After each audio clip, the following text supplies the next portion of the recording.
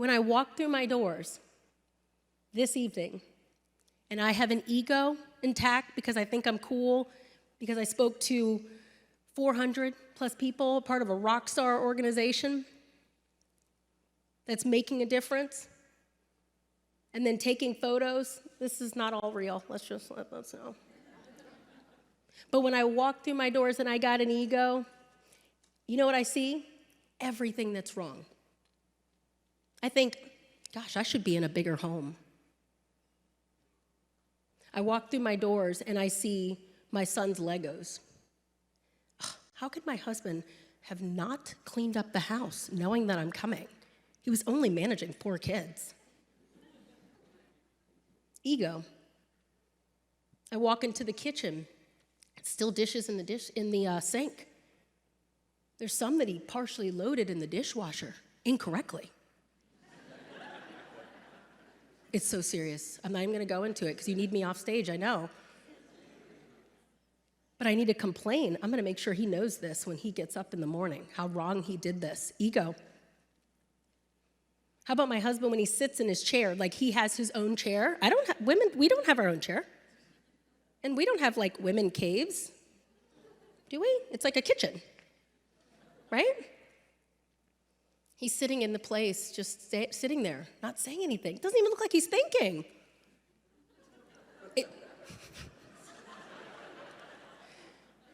He's just like watching sports. Who can watch sports that long? He's like, I can, until you interrupt me. Ego.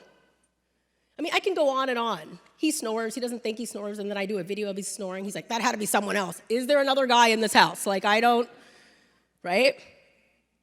Ego will make you nitpick about every single darn thing in your life. Every single darn thing. When I walk into my house and I take my ego off, you know what I'll think? This is a beautiful home. I'm able to support myself. I came from a middle-class family. My dad was a garbage man. He wasn't always home. I had to live with my coach so that I could go to gymnastics practice because my parents really couldn't afford it. I'm doing okay.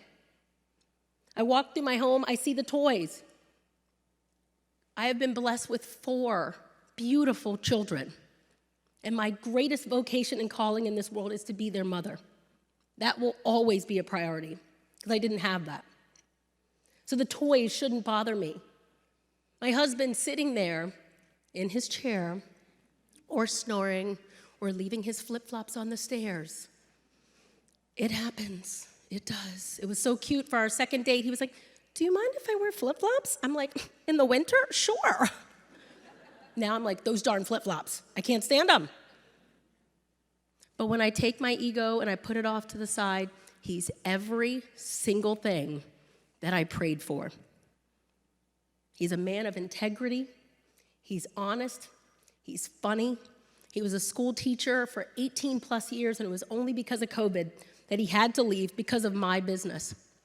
Still to this day, he runs into his amazing young men and students. It was an all-boys school that he taught, and they say, thank you, Mr. Thompson. You helped me to become a man. Ego makes me forget that. Ego in society makes me believe that I should be at a Kansas City Chiefs game in a suite cheering on my soon-to-be Super Bowl, whatever.